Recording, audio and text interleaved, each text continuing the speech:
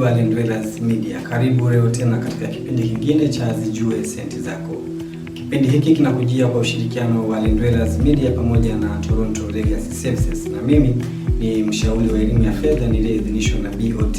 Jina langu ni Maombi ya BN. Karibu sana mpaka mwisho wa kipindi chetu.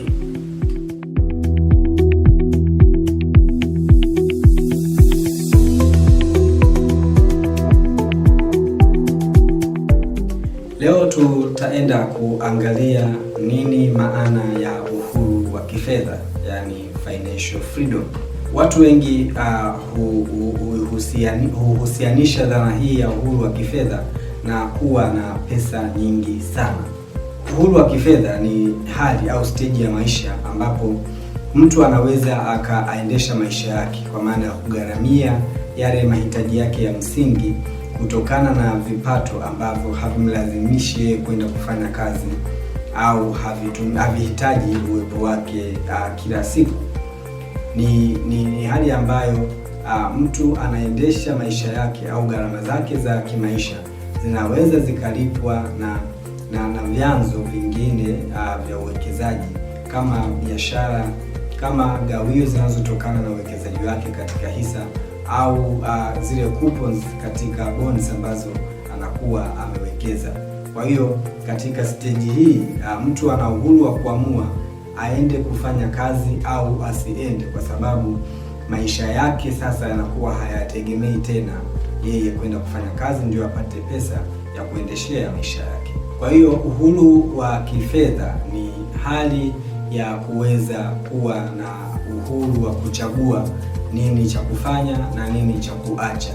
Inakuwa sio lazima tena wewe kwenda kufanya kazi ili upate hela ambayo itagharamia au itaendesha maisha yako kwa ujumla. Kwa hiyo kwa kifupi sana, uhuru wa kifedha sio fedha nyingi, bali ni uhuru wa kuweza kuchagua katika mambo mengi asipokuwa na wasiwasi wa kifedha. Sasa tuangalie hatua za kuelekea kwenye uhuru wa kifedha. Hatua ya kwanza kabisa ni kuelewa matumizi yako. Hauwezi ukawa huru kifedha kama haujui ni mahitaji gani ambayo unakuwa nayo, au hauwezi ukawa huru kifedha kama haujui fedha ambayo unaihitaji katika kuendesha maisha yako ya kila siku. Kwa hiyo hatua ya kwanza kuelekea uhuru wa kifedha ni kuandika mahitaji yako au matumizi yako yote, yale ya msingi, yale yasiyokuwa ya msingi na vitu vingine kwa mwezi mzima. Bila kujua matumizi yako yote kwa mwezi mzima, utakuwa unajidanganya kama utakuwa unasema wewe upo huru kifedha. Jambo la pili au kitu kingine ambacho ni muhimu kuelekea uhuru wa kifedha ni ongeza ile tofauti kati ya mapato na matumizi yako. Ile tofauti kati ya mapato na matumizi yako ndiyo inayotumika kufanya akiba na ndiyo inayoweza kufanyiwa uwekezaji sehemu zingine ambazo zina manufaa kwa baadaye.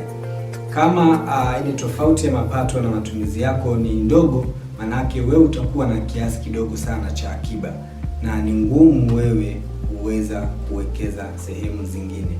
Kwa hiyo hatua nyingine kuelekea uhuru wa kifedha ni kuhakikisha unaongeza ile tofauti inayopatikana baada ya kuondoa matumizi yako kutoka kwenye mapato yako yote. Jambo la tatu, anzisha vyanzo vingine vya ziada vya kipato chako. Usitegemee chanzo kimoja tu. Hakikisha unakuwa na chanzo zaidi ya kimoja. Wataalamu wanashauri unatakiwa kuwa na vyanzo kuanzia 3 mpaka 7 vinavyoweza kukuingizia fedha zako. Vyanzo hivi ndivyo vinavyojulikana kwa jina la passive income, yani vyanzo tulivu. Mara nyingi hivi tunavipata kwenye magawio baada ya kuwekeza kwenye hisa. Tunapata kama faida kutoka kwenye biashara zinazozaa au zinazoleta faida, lakini unaweza ukapanda miti ambayo baadaye inaongezeka thamani. Wakati mwingine unaweza ukajenga nyumba ukaanza kupata kodi. Kwa hiyo hivi ni vyanzo vingine ambavyo unakuwa unavipata pasipo wewe kwenda kufanya kazi, ambapo tunaviita vyanzo tulivu vya fedha.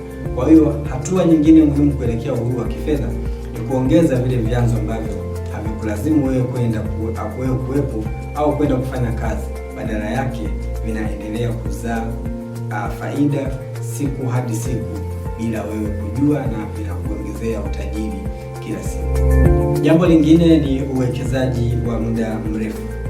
Hauwezi ukaufikia uhuru wa kifedha bila kuwa na uwekezaji. Ni lazima zile pesa ambazo unazipata kutoka kwenye vyanzo vyako uziwekeze ziweze kuzaa na kuongezeka maradufu, ili mchakato wako wa uhuru wa kifedha uweze kufikia kwa haraka zaidi ambavyo ulitarajia. Wekeza katika hisa, wekeza katika mifuko ya pamoja, wekeza katika kilimo na fungua biashara ambazo zinaleta faida, ili mchakato wako uweze kuwa rahisi sana. Jambo lingine ni jaribu kuishi chini ya kipato chako. Hakuna namna ambayo utafikia uhuru wako wa kifedha kama unatumia kila kitu ambacho unakipata. Hakikisha unapunguza matumizi na uishi chini ya kiwango ambacho unakipata, ili iwe rahisi kuwa na akiba ambayo utaifanyia uwekezaji. Jambo lingine, anzisha mfuko wa dharura ambao utaweza kukabiliana na zile changamoto za kifedha ambazo zinakuja bila wewe kutarajia. Lakini kama haitoshi, kata bima za kulinda mali, kata bima kwa ajili ya afya zako, ili unapokuwa umewekeza fedha zako ziendelee kutulia na ziendelee kuongezeka badala ya kuziingilia wakati ambao zinakuwa hazijakomaa. Kwa hiyo kinga dhidi ya mali zako ni muhimu sana kama kweli unatamani kufikia uhuru wako wa kifedha.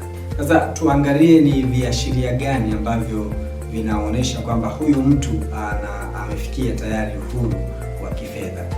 Jambo la kwanza ni pale ambapo utakuwa unaweza kulipa gharama au kumudu gharama zako zote za kila mwezi pasipo kutumia mshahara wako. Yaani kwa maana nyingine, unakuwa unaweza kumudu zile gharama na mahitaji yote ya mwezi mzima kutoka kwenye hivyo vyanzo tulivu vya mapato, yani passive income.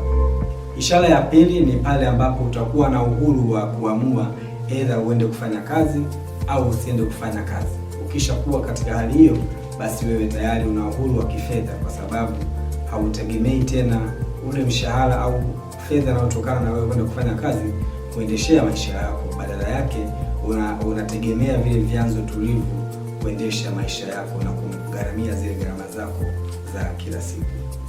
Ishara nyingine ni pale ambapo utakuwa hautegemei tena mikopo kuja kudili au kukabiliana na hizi dharura ambazo zinatokea katikati pasipo wewe kuzitarajia.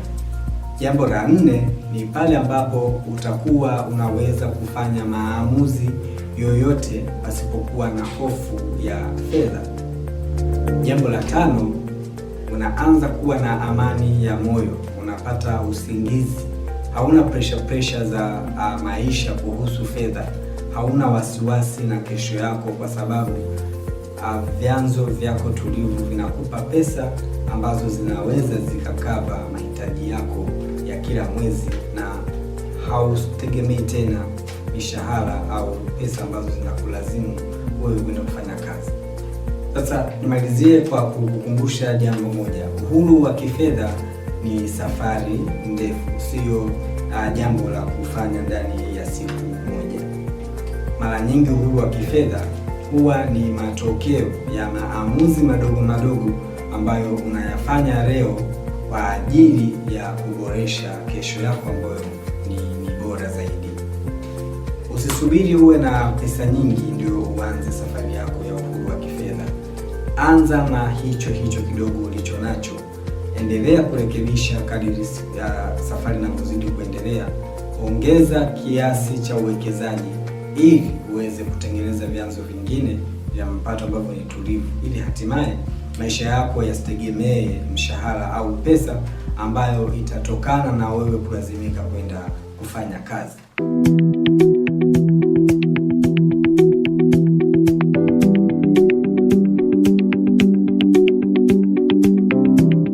Mpaka hapa tumefikia mwisho wa kipindi chetu leo. Mpaka wiki ijayo, mimi ni Maombi Abdiel, mshauri wa elimu ya fedha ambaye nimeidhinishwa na BOT. Kumbuka kipindi hiki kinakujia kwa ushirikiano wa Land Dwellers pamoja na Toronto Legal Services. Endelea kuifuatilia Land Dwellers Media mpaka wiki nyingine. Bye bye.